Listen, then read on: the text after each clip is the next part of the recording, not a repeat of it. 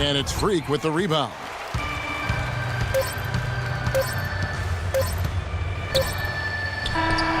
No good there. So it's the Kings winning this one easily. Even early on in this one, it seemed like they were happy to be playing at home tonight. Well, you know, it makes a big difference. I mean, you never felt like they had any doubt that they'd come out on top. And now we'll send it down to Doris Burke, who's standing by courtside.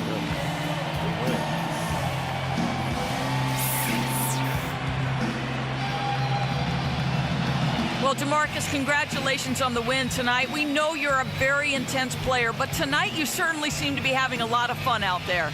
That's the thing. I'm just trying to come out here and have fun. I got a lot going for myself, and I'm too blessed to be out here frowning all the time. So I'm going to try to keep a smile on my face. We love to see you smile, DeMarcus. Thanks for the time. Guys? All right, Doris, thank you. And that about wraps it up. For Clark Kellogg, Greg Anthony, and Doris Burke, this is Kevin Harlan thanking you for tuning in. And now the award-winning Ernie Johnson will take it from here. We'll see you next time. The 2K Sports postgame show.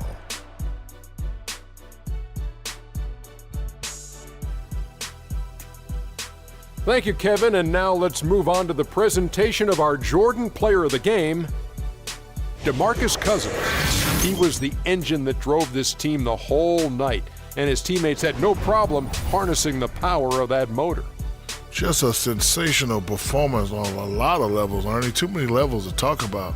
Man, in some game, he's in the background. He doesn't get the chance to be the star of the show, but not tonight. He's the star tonight. Put him on the Hollywood Walk of. And that'll do it for our broadcast tonight. Hope you enjoyed the show. For me and Kenny Smith, Shaquille O'Neal, and Kevin Harlan, and the entire 2K Sports crew, have a wonderful evening.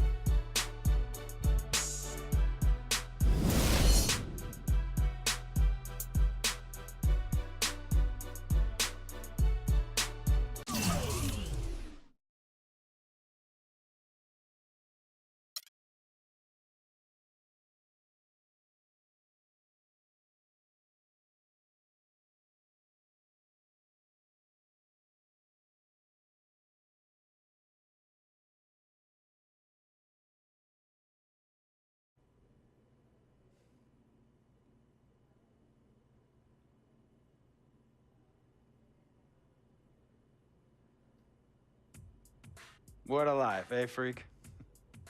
1 minute you're playing 21 and horse on the courts in Harlem, and the next moment you're in the showroom, configuring the gunmetal and graphite exterior of your luxury car and your iPad mini. Oh, I bet you get a crazy crowd when you drive that car around the block in the old neighborhood, huh?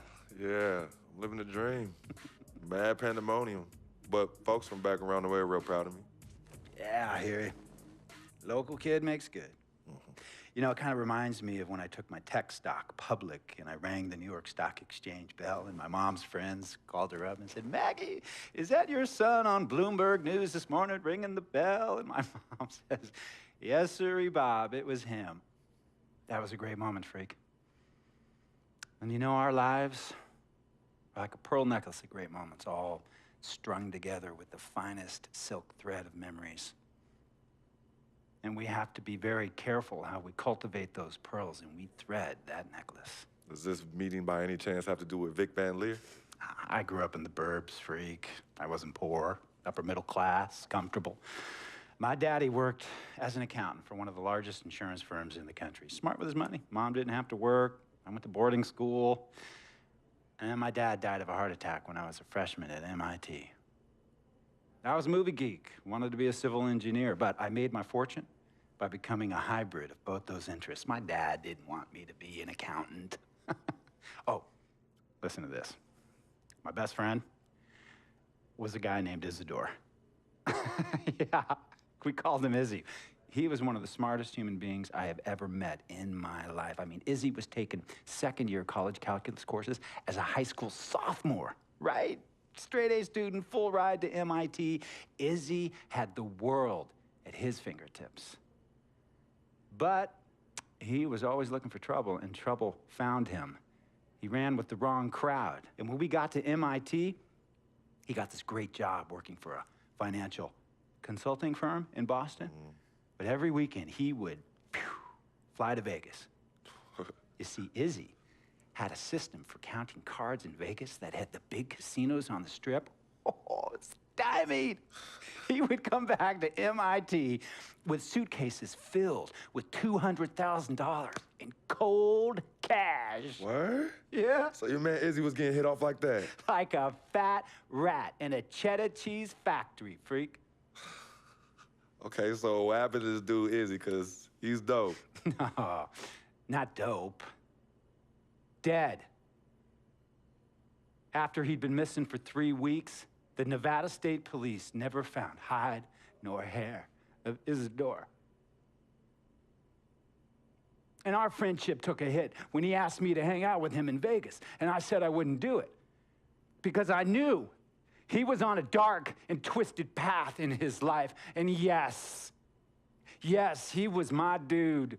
But no way was I gonna throw my life away trying to show my loyalty to a guy who really and truly didn't understand what loyalty was all about. So this meeting is about Vic. Correctamente. Okay, well, sir, Vic isn't Izzy.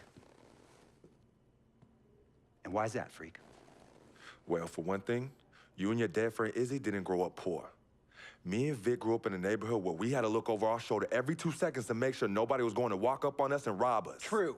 Izzy and I did not grow up in the hood. But we, like you, thankfully grew up in a 2-parent household. But even that wasn't enough for Izzy. He wasn't satisfied. He was always looking for a 5-alarm fire when he already had the warmth and comfort of a loving family. This is not about class warfare, freak. This is about the consequences of making bad choices and risking it all when you feel like you have nothing to lose. Vic is like a brother to me, sir. But you shouldn't be Brother Vic's keeper, freak. Would a brother go looking for trouble and put your career and your livelihood at risk by getting into fights at nightclubs and seedy after-hour joints and then scream to the media, "Yeah, it's all good, I'm an FOF, friendo freak. It's all misunderstanding. Y'all be haters, don't hate my game." I don't think a brother would do that to someone they really cared about, but a guy who looked at you like a meal ticket would. No. See, you don't understand Vic. Really? I don't understand. No.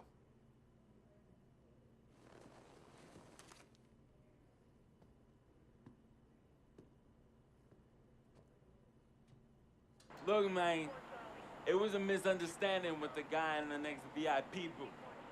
His honey started flirting with me, so naturally I started flirting back. Next thing I know, Captain Cornball's off my grill piece beefing. Next thing he know, he got a 2-piece and a biscuit on his left eye. Hey, I don't know who hit him, and it damn sure wasn't me. Hey, Captain Cornball's mad because I'm an FOF, friend of freak. Hey, but check this out, though. He needs to train that hottie before he leave the house, though. Yo, he's hotties ain't loyal, man. What's there to understand? Are you freaking blind? You know, I just want to know, how much did you pay your lawyers to make all this go away? Almost $100,000.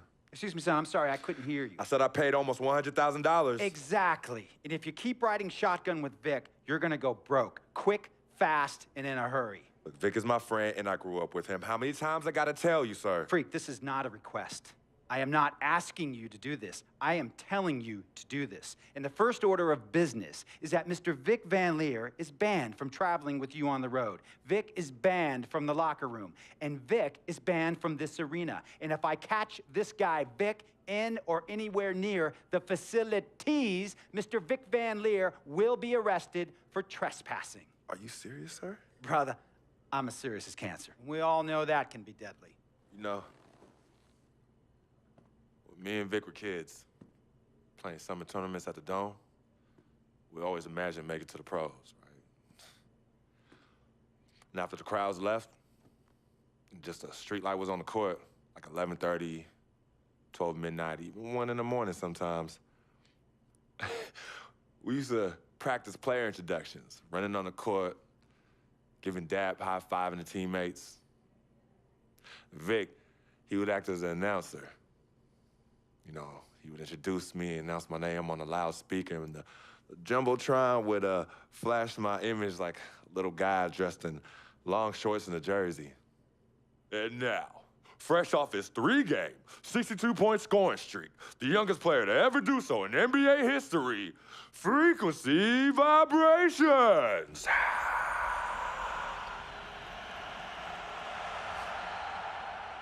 So me and Vic would sit in those empty bleachers at the Dome and dream like nobody's business. And now I'm living a dream.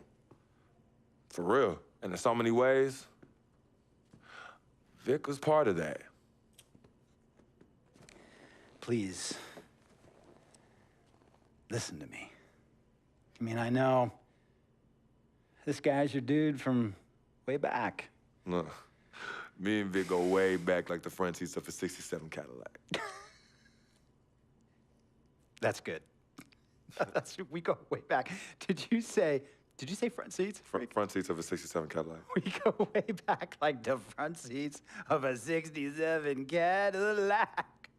Well, do you have any crickets? I'm gonna be the hit once again at Herbie Allen's Sun Valley Shindig because my fellow billionaires love it when I walk and talk that talk. So that almost sounds... No, let me tell you exactly what it sounds like. I respect, admire, and most importantly, love you as a human being and a role model. But I pay you a lot. And I mean, I pay you a lot of money to play for my team. And I am in this game to win it. And you can't win it with an albatross around your neck like Vic. So Vic is done. History.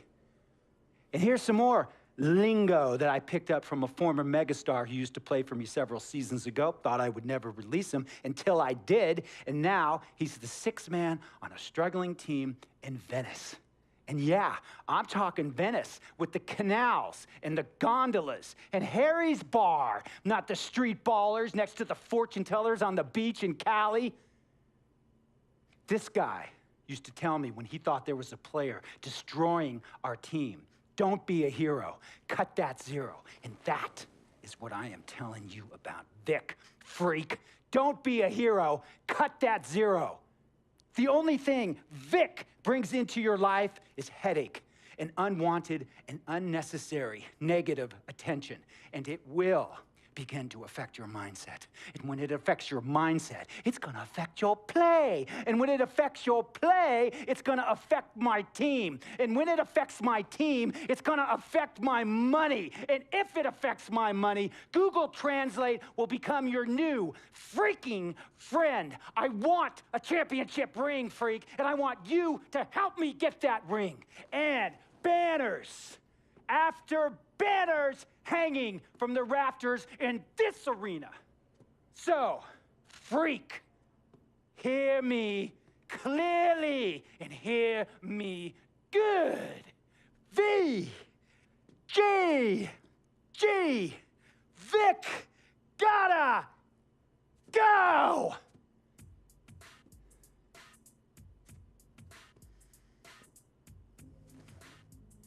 Handle your business. And remember, that contract you signed contains a morality clause, a very important clause that revolves around your conduct on and off the court, and how it can negatively impact my team. Now, I don't want you to have to learn Italian or Croatian as a second language. And hey, playing pro ball overseas, there's nothing wrong with that.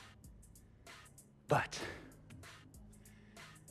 the arenas are nothing like this, nor will the money be the same. And on top of all of that, this is the U.S. of A., the greatest freaking country in the world. Ask yourself, is Vic worth all that? Think about it. Think long, think wrong.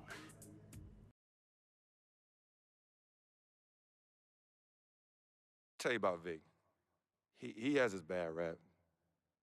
It's not, and I understand some of his judgments might shadow his actual character. He's not that at all. Man, Vic, let me tell you something. we actually, like, we have love for each other. We're brothers. Blood couldn't make us any closer at all. I mean, he has so much loyalty to me and to my family. You could see even Cece, you know, has issues with him, but he still loves her. He still loves her.